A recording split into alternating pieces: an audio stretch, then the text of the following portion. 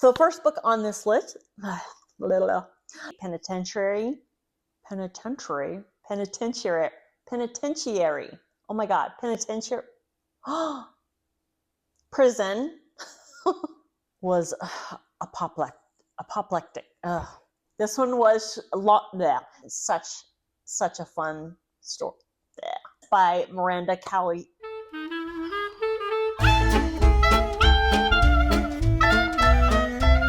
Hello and welcome to another video. My name is Heather, and as always, I'm reading with a vengeance, and I hope you are too.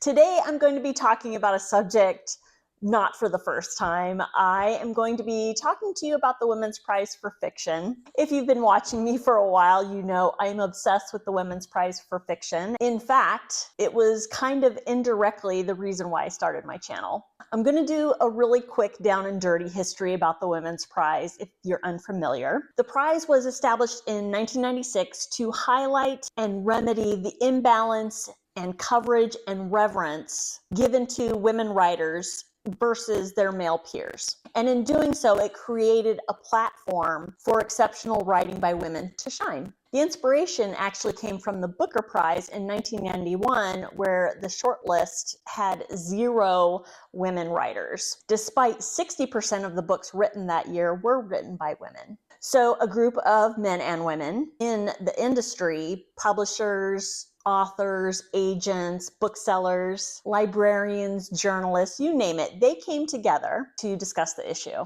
And big surprise, their research found that women's literary achievements were often not acknowledged by the major literary prizes. So the whole process starts in the summer of the previous year when UK publishers are invited to submit their nominations of eligible books. Eligibility is a full-length novel written by a woman, of course, published in the UK during that year timeframe, which is April to the following March, and written in English. And there are 3 core tenets that have remained the same since the founding of the prize, and that is excellence in writing, originality in story, and accessibility. The winner receives £30,000, which has been endowed anonymously, and receives the Bessie, which is a bronze statuette that was created by the artist Griselle Niven. I discovered the Women's Prize for Fiction in 2021. I had just started watching Booktube, and one of the first channels that I fell in love with and subscribed to was Lauren and the Books. And I still watch her religiously, and she is just as obsessed with the Women's Prize as I am. She creates content surrounding the prize, and I'm not sure, but it might have been the first video that I found of hers was her announcing the long list for the prize, and I was immediately intrigued. I started following the prize in earnest the following year, 2022, and by then I was a booktuber, and so I started creating content as well. If you're interested in seeing any of my past videos, I have a playlist. So with my obsession with the prize, coupled with my passion for reading and my passion for travel, I decided to actually go to the live show the next year in 2023, which is held in London. And it's basically where all the shortlist authors converge and they talk about their book. And there's a lot of other activities going on. There are previous winners that sometimes show up. It was absolute blast. I went 2 years in a row. I went in 2024 as well, and I brought my mom. I missed it this year for, I don't even remember what reason, but my plan is to go again next year. But let's bring it back to why I'm doing this particular video. So this month is the 30th anniversary of the Women's Prize, and so the prize have asked multiple creators on Instagram to do a short video highlighting different books, winners, or books from the shortlist over the years. And I've been enjoying the heck out of those videos, but I decided to create this video, and I'm going to talk to you about 30 books that I have read that I would absolutely recommend and continue to recommend. They're my favorites. There have been a few that have turned into all-time favorite books. So this is really my version of paying tribute to the prize for the anniversary. I will say there are a couple of things that I'm not going to talk about in this video. So over the years, as with anything else that is relevant long enough, there have been controversies, either with the books that have been nominated, the authors that have been nominated. There's been a couple of controversies. If you're interested in those, look them up, but I'm not going to talk about them here. The other thing I'm not really going to talk about is the DNFs, and I've had quite a few. One of them was an actual winner. Not going to get into it. You might already know what it is. I might, if this video doesn't end up being 3,000 hours long, I might end the video with the books that have been on my TBR for a long time that in my research I discovered was longlisted or shortlisted in the past. But for now, for this video, for sure, nothing but bangers. 30 books, how apropos, for over 30 years of the prize. Happy anniversary, Women's Prize. Every single one of these books are books that I would recommend over and over and over again. By the way, in my research, can we just say Anne Enright? I feel like, and I didn't count specifically, but I feel like, is Anne Enright the author that has made the long list more than any other author? I mean, I know Barbara Kingsolver's up there, and I know Ann Patchett is up there, but geez. Okay, so first of all, let me talk to you a little bit about stats, and it gives you kind of perspective, because while I am recommending 30 books, I haven't read, obviously, all 562 books that have been on long lists of the Women's Prize since its inception. I have read 81 of them, 9 of which were winners. Side note, even though I said I wasn't going to talk about them specifically, I have DNF'd 12 of them. So 30 books out of 81 that I absolutely loved. Here they are, and I'm going to talk to you in the order that they appeared on the Women's Prize lists. Oh, and side note, I'm just going to give the Cliff Notes version of the synopsis again for the sake of brevity. The first book on this list is The Magician's Assistant by Ann Patchett. This one was shortlisted in 1998, and this one follows Sabine, who is the magician's assistant. After her husband dies, she goes on a journey of self-discovery when she learns that her husband had a secret life and a secret family. There are themes of identity and illusion and transformation here as Sabine travels from Los Angeles to Nebraska to confront her late husband's past. Next up is The Secret Life of Bees by Sue Monk Kidd. This one was longlisted in 2002. This one follows Lily, a 14-year-old girl in 1964 South Carolina who runs away from home, specifically her abusive father, with her caretaker, Rosaline. They travel to Tiburon, South Carolina, where Lily hopes to discover the truth about her mother's past. She and Rosaline find a home with 3 Black beekeeping sisters. This novel explores themes of racism, female community, and finding a sense of belonging. Next up is Bel Canto by Ann Patchett, which was the winner of the 2002 Women's Prize. This one follows a group of people at a party at the vice president's mansion in a South American country. And as this hostage crisis unfolds, it brings together a diverse group of hostages and terrorists together, and they form really unexpected bonds. And not through Stockholm Syndrome, more through shared experiences. This book explores themes of love, the power of art to transcend conflict, and finding humanity in a crisis. Next up is a very well-known book, The Lovely Bones by Alice Sebold. Now, I did say I wasn't going to talk about controversy.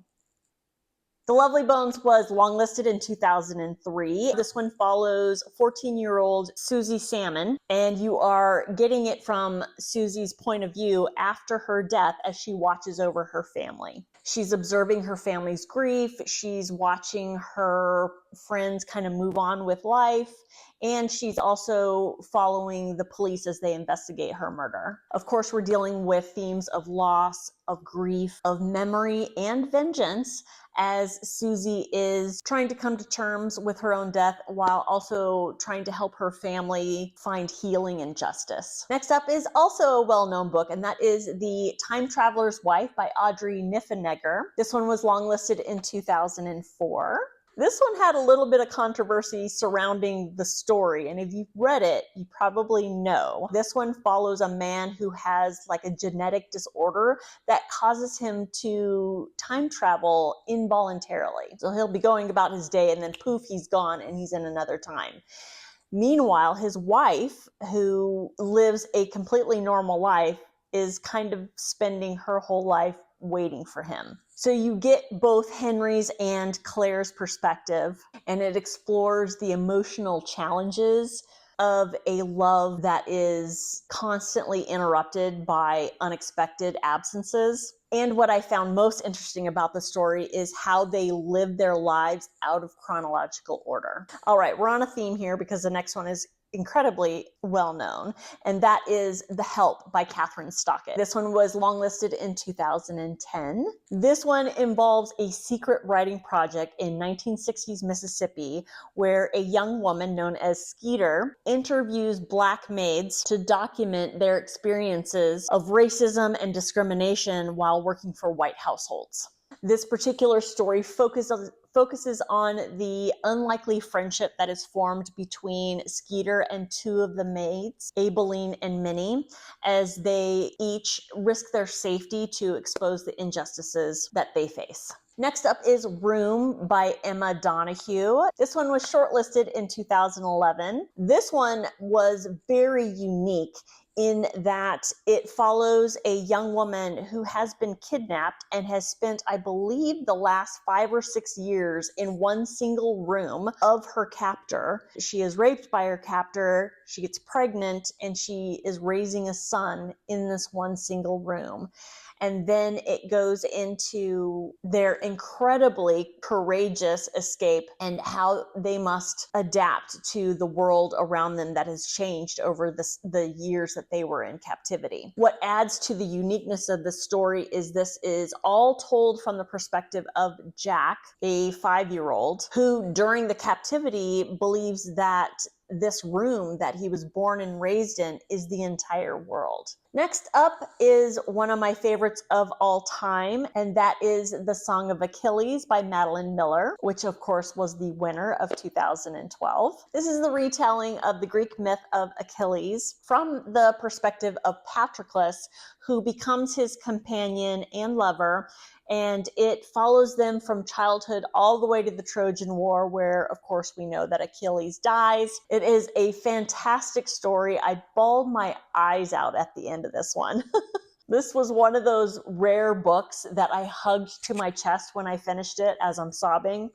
So beautiful. Next up is Where'd You Go, Bernadette by Maria Semple. This one was shortlisted in 2013. This one follows Bernadette, who is a former architect. She's brilliant, but she's also quite eccentric. And when she starts to feel the trappings of her domestic Seattle life, she goes. From the perspective of B, her daughter, she goes missing. Nobody knows where she is. And B is left to kind of piece together the mystery of where her mother went based on emails and other documents. This is kind of a comedy drama. You are really dealing with themes of social anxiety and one of my favorites, just relationships between mother and daughter. Next up is Eleanor Oliphant is Completely Fine by Gail Honeyman. This one was longlisted in 2018. This one, of course, follows Eleanor. She is a socially awkward young woman. She has built a rigidly structured life to cope with trauma of the past, but she begins kind of a new journey when she and a coworker develop a friendship when they help an elderly man. And through this friendship, she starts to confront her past and learn how to connect with others. This one explores themes of loneliness, of human connection, trauma, and the power of kindness. Switching gears drastically, next up is Sing Unburied Sing by Jesmyn Ward, which was shortlisted in 2018. This one chewed my heart up and spat it out. This one follows a young boy, Jojo, as he is on a road trip to take his father to Parchman Farm, which is a notorious Mississippi state penitentiary. The narrative kind of explores how the ghosts of the past including deceased family members and enslaved people, are very much present in the lives of the living. This one, of course, examines themes of race, of trauma, of addiction, of family, and the legacy of slavery in the American South.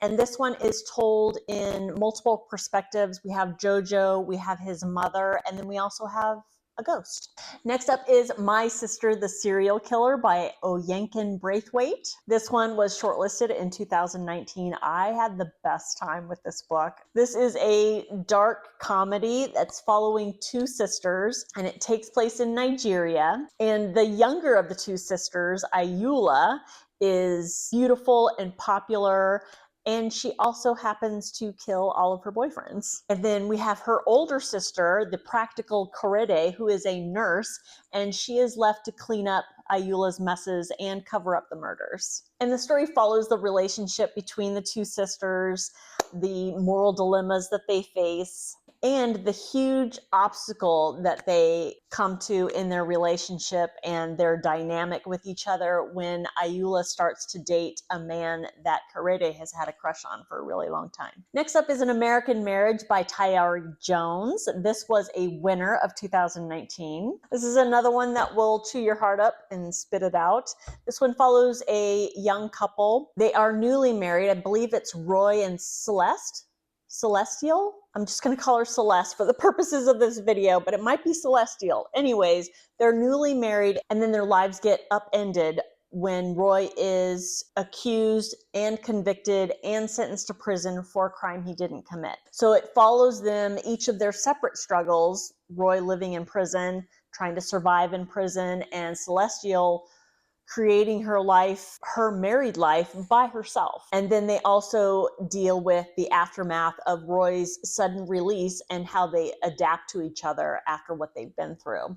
So this one deals with themes of love, loyalty, injustice, and it really gets into how the justice system fails innocent people so terribly, and sadly, so frequently. Next up is Queenie by Candace Carty-Williams. This one was longlisted in 2020. And this one, you're basically following a 25-year-old Jamaican-British woman, Queenie, as she navigates the complexities of being young and Black and British in modern London. She is struggling with cultural identity. She's got career struggles and a very tumultuous love life. And she starts to kind of spiral after a really bad breakup. And that spiraling leads her on a journey of self-discovery. This book delves into themes of mental illness, generational trauma, and messy relationships. Anne Enright might have cornered the market on the Women's Prize in general, but Anne Patchett has kind of cornered the market on my top 30, because here's number 3, and that is The Dutch House. This one was longlisted in 2020. And this one really is one of those books that not a lot happens, but you're following two siblings, Danny and Maeve, as their lives are defined by the extravagant house that their father bought their mother. But after their father dies, their stepmother exiles them from the house. So the novel kind of follows Maeve and Danny over 5 decades as they remain inextricably bound to each other and to the house. If you have any interest in this book, and you should, and you listen to books, I would highly recommend the audio version of this book. It is narrated by Tom Hanks, and he does a spectacular job. The rest of the books I have left to talk about are books that I discovered specifically through the Women's Prize, with the exception of one, and I'll talk about that when I get to it. So next up on this list is The Paper Palace by Miranda Cowley Heller. This one was longlisted in 2022. I was absolutely gutted that it didn't make the short list, but that's neither here nor there. This one follows the woman Elle, and over the course of 24 hours, she is left to make a decision whether she's going to stay with her longtime husband, father of her children, or leave him and be with her childhood love, Jonas. And the story kind of unfolds in two timelines. You've got this 24-hour period of present day Elle, but then you're also kind of learning Elle's history over the past 5 decades of her life and everything that's happened that leads up to the present day where she has to make this momentous decision. We have themes of love, loyalty, family, trauma, and secrets, and this is all with the backdrop of their summer home in Cape Cod. Next up is the final revival of Opal and Neve by Donnie Walton. This one was longlisted in 2022. I remember when this book was making the rounds and a lot of people compared it to Daisy Jones and the Six. Structure, maybe. Surrounding music, yes. But this is a much deeper, darker story. We have an interracial rock duo of the 70s, Opal and Neve. And the book kind of follows their getting together and creating music and their rise to fame, their tumultuous breakup, and their possible reunion years later. The story is kind of told through interviews that is being conducted by Sunny, who is the daughter of the late drummer of the band, as she is trying to explore the mysterious circumstances of her father's death and the event that surrounded it, and the reasons for Opal and Neve's ultimate breakup. This one gets into themes of course, race, memory, ambition, and the complex truths behind rock legends. Next up is one of my all-time favorite books, and that is The Island of Missing Trees by Elif Shafak. I love this book so much. This is another one of those rare books that I just press to my heart. So this one takes place in the 70s on the island of Cyprus, where there are two groups of people, the Turks and the Greeks, and they do not get along. This particular story follows the love story, the forbidden love story between a Greek Cypriot boy, Costas, and a Turk Cypriot girl, Daphne. And their love story kind of unfolds with the backdrop of war and political conflict. And the story, interestingly enough, it's going to sound weird, but it works, is narrated in part by a fig tree. A magical fig tree at that. Hear me out, hear me out. It works, I promise you. So the story unfolds over many years, their love story, their relationship, their separation, and their daughter Ada's search for identity and for connection into her family's past decades later in London. We're exploring themes of love, of loss, identity, displacement. It weaves together human and ecological stories against the backdrop of a divided Cyprus. Absolutely beautiful story. I promise you it works. Man, 2022 was a great year for the Women's Prize. And it's no wonder that I became obsessed, since this was the first year that I followed it in earnest, because I love just about every book I read in 2022. One of which was The Bread the Devil Need by Lisa Allen Agostini. This one was shortlisted in 2022. This one is set in Trinidad, and it follows a woman who is in an abusive relationship. And one day she witnesses a murder, which I believe is also a domestic murder. And it causes her to kind of confront her own reality and make really difficult decisions about her future. Of course, we're dealing with themes of domestic violence, of gender violence, and racism. This woman's struggle, this deals with a really, really hard topic, but I didn't feel quite as gut punched reading it and quite as tense reading it as I did another book I'm going to talk about later in this video. Next up is Trespasses by Louise Kennedy, which was shortlisted in 2023. So I had the pleasure of listening to Louise Kennedy talk, and man, what a hoot she is. So this one follows a young Catholic woman, Kushla, who has an affair with a married lawyer, Protestant lawyer, in Belfast during the Troubles of the 70s. Of course, this explores all the themes that surrounded the Troubles and the conflict between Catholics and Protestants. And we really get into Kushla's internal conflict within her community. Next up is Black Butterflies by Priscilla Morris. This one was shortlisted in 2023. This one takes place in the first year of the siege in Sarajevo in 1992. And you're following Zora, who is a young artist who stays behind after sending the rest of her family to safety. This one explores themes of survival and resilience and hope amidst the horrors of war.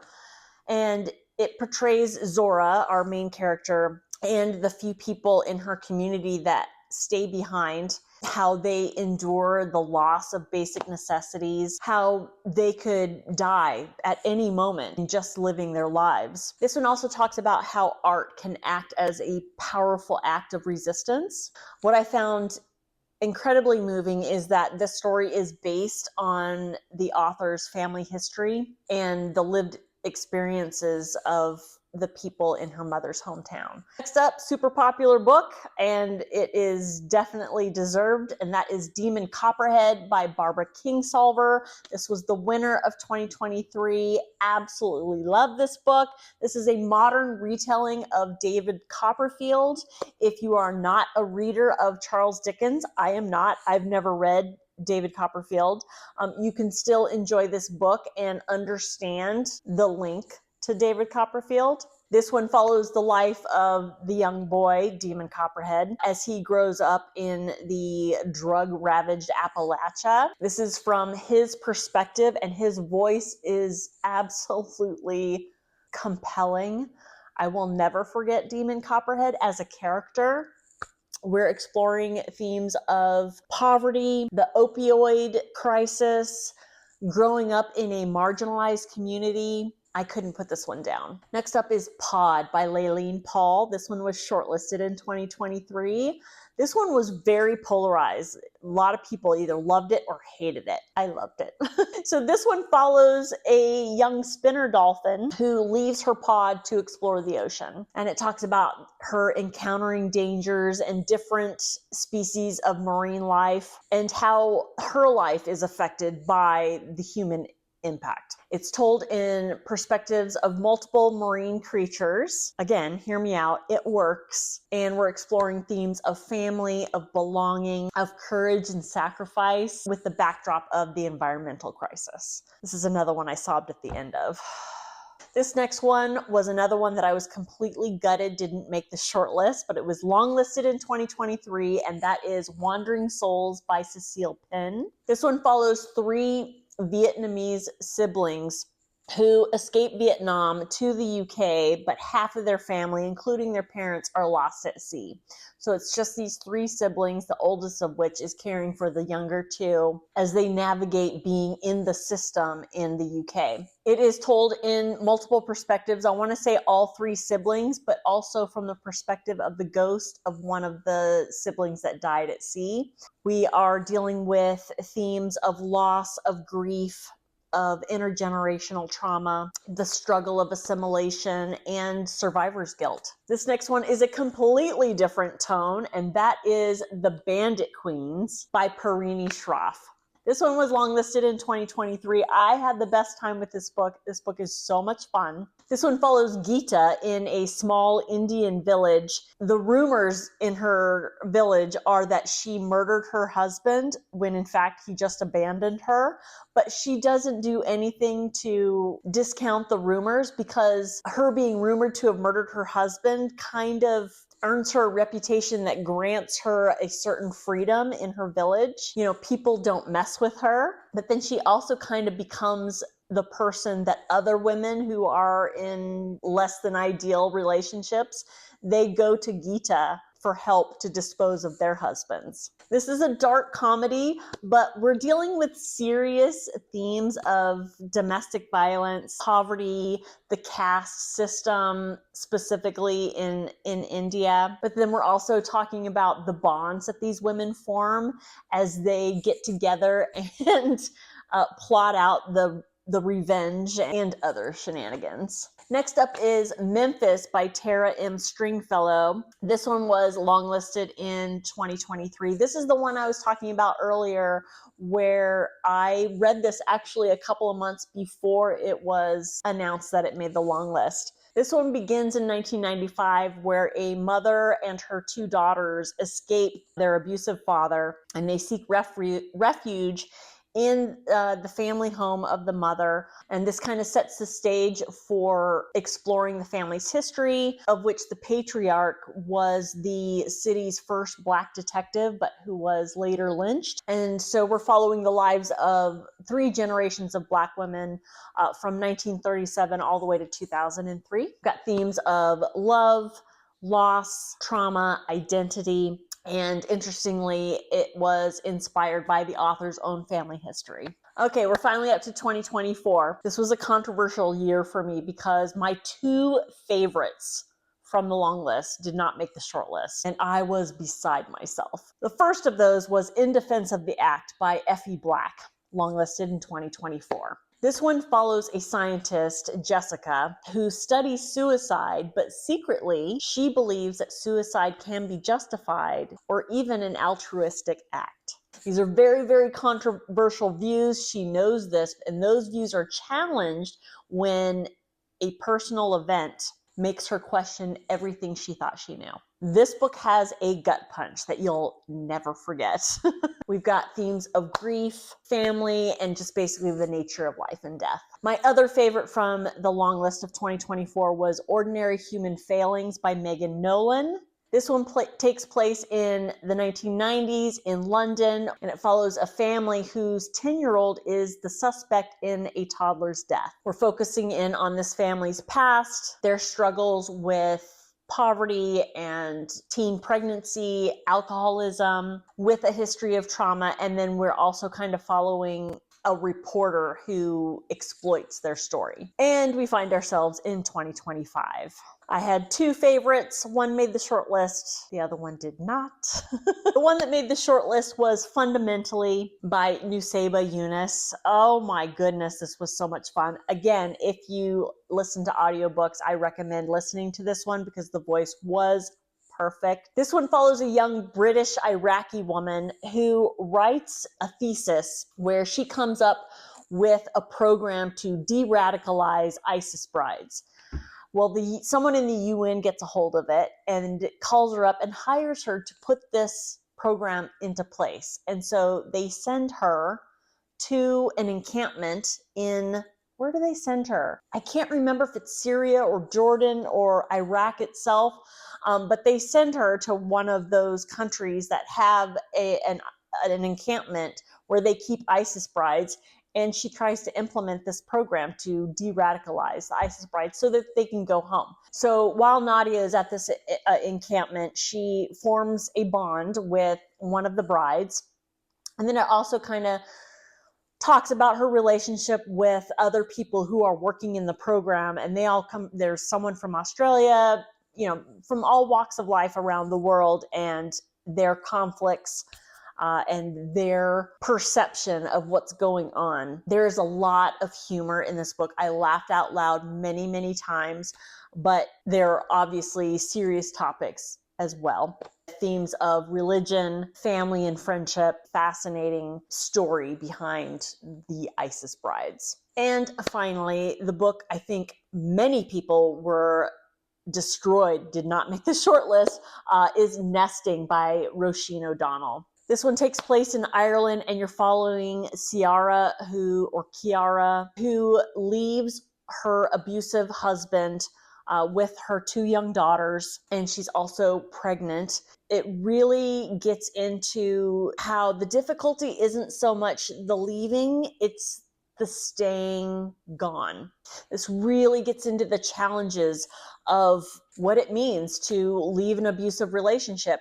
Yes, you are much safer, your children are safer, but you're also dealing with potential homelessness, financial dependency, and just the emotional and practical obstacles that are every day, crushing. This one explores obviously domestic abuse, survival, and self-determination. My gut was completely crunched into a concrete ball the entire time I read this book. I'm not saying it wasn't enjoyable. I use that word, you know what I mean. It's not an enjoyable topic, but this was an amazing book. But man, be prepared for it because it's tense. It's very, very tense, but beautiful. That's it. Those are my 30 recommendations from 30 years of the Women's Prize. There are many, many, many other books that I haven't read yet that I'm sure are absolute bangers, but these are the 30 that I recommend to you. And as I thought, this video is 1,000 hours long, and so I'm not going to talk about my TBR. I think I'm going to make a separate video. Let me know if you're even interested in hearing about those books. I hope you found some books to add to your TBR. That's what I'm here for. Let me know, do you follow the Women's Prize, or what prize do you follow, and what books would you recommend? Let me know down in the comments if there's been a book that you only discovered because of a particular literary prize. I would love to know, or you can just say hi. As always, thank you so much for watching. I really enjoyed making this video. Happy anniversary, Women's Prize for Fiction, and I'll see you next June in London. And I will see you all next time. Bye-bye.